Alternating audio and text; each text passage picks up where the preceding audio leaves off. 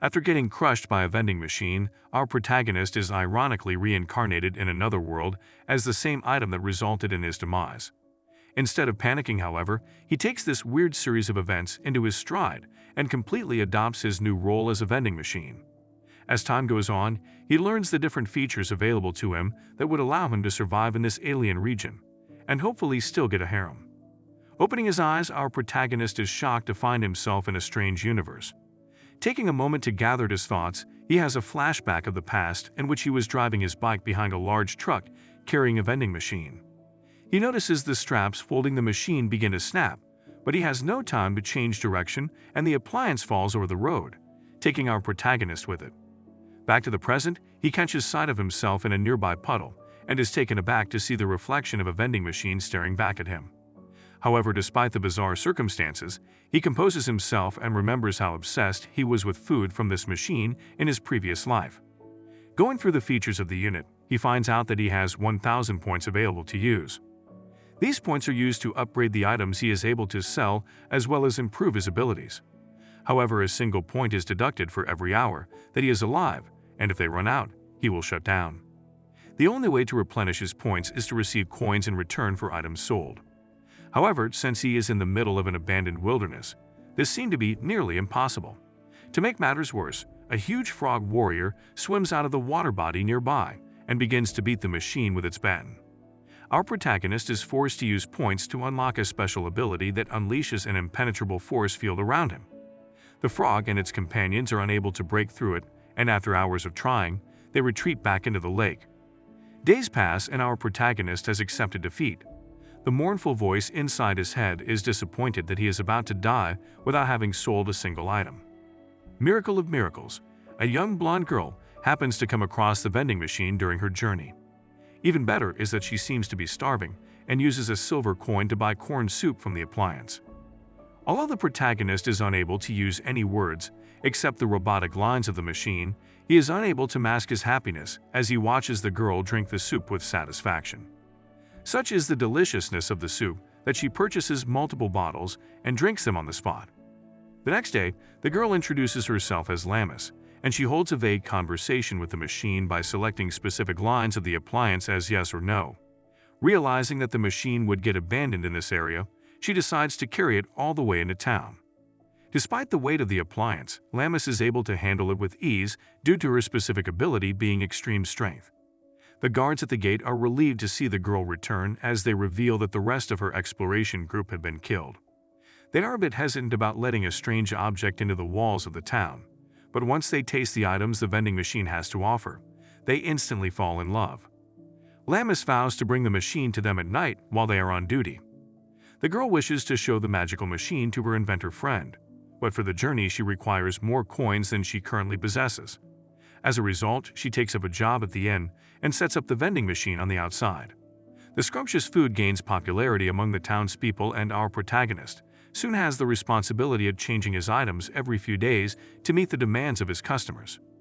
Such is the strong bond between Lamis and our protagonist that she names him Boxo. As the days pass, Boxo has become accustomed to the town life. However, he is not prepared when at one instance, an enormous bear appears before him.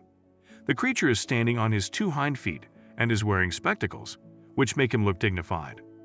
Walking out of the inn, Lamis introduces the bear as the director of the Hunter Association.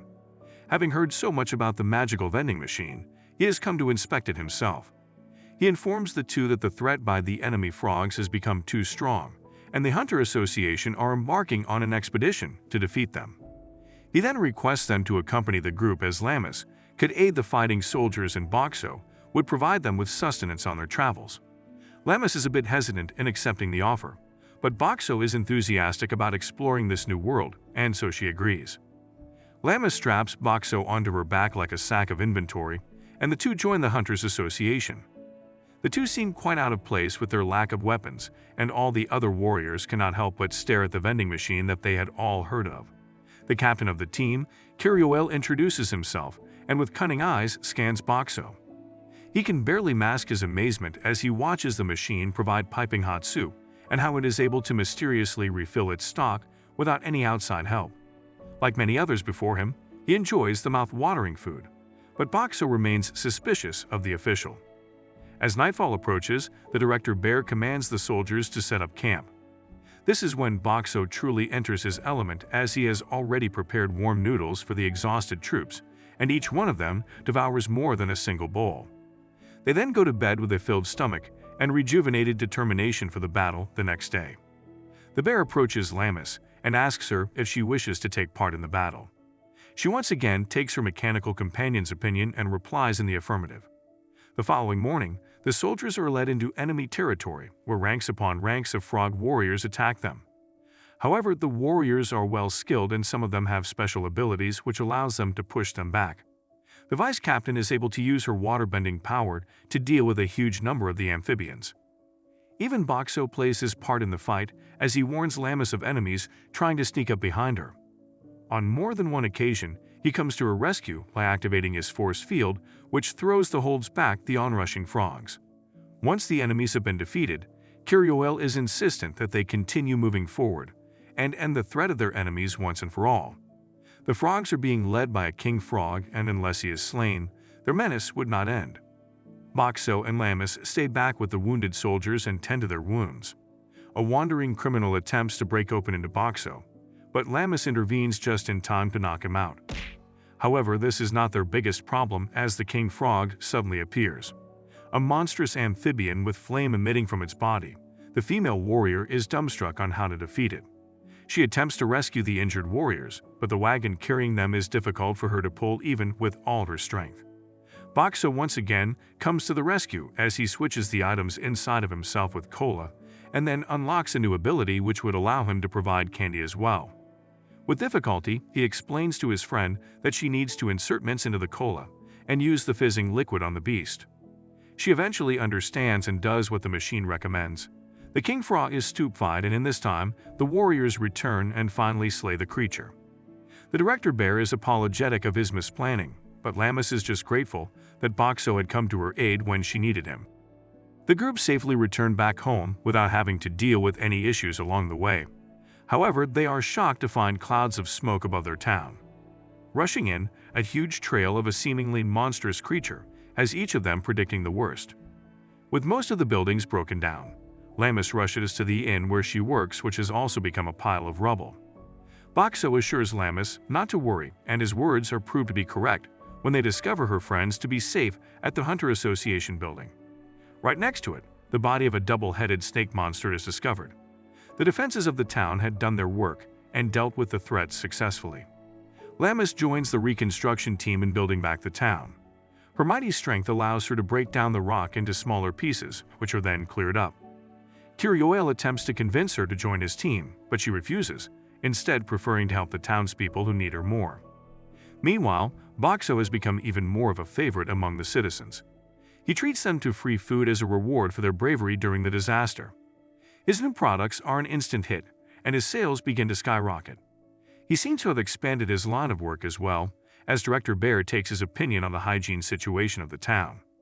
Since the population is gradually increasing, the bear asks Boxo on how to deal with the mating humans who have begun to create a mess.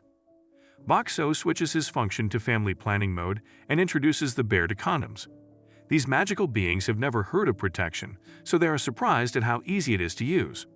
As a result, Boxo manages to bring earthly products to an alien world.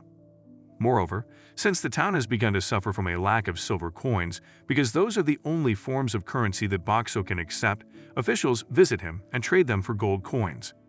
These are new for our protagonist, but he is glad to add such a precious treasure to his riches. There is still a part of Boxo that contains human emotions, as he feels bashful and embarrassed when he is set up in the women's spa. Watching bear-clothed women purchase drinks from him is enough to turn him as red as beetroot, or as red as a vending machine can possibly become. Another one of his new duties is as a watcher outside the Hunters Association building. Since he has the ability to camouflage into his surroundings, Director Bear requests him to keep a lookout on who it is that is creating problems outside the premises. While invisible, Boxo overhears a conversation between Lamis and a rich, spoiled girl. His friend refuses her offer, in which the girl is willing to pay a huge sum of money for the vending machine. The girl even emphasizes that she would take great care of the appliance in her huge mansion. However, Lamis is adamant that Boxo is not her possession, and thus she has no say in the matter. The girl refuses to take no as an answer and vows to be back with enough money for the machine. Just as she walks away, Boxo makes himself visible. Lamis is taken aback, but is glad to see her companion and begins to fill him up on the events of her day. The end, for now. Thanks for watching. If you liked this recap, please consider to like and subscribe to the channel and ring the notification bell to be notified of any new recap. And while you're at it, check out this new recap appearing on the screen.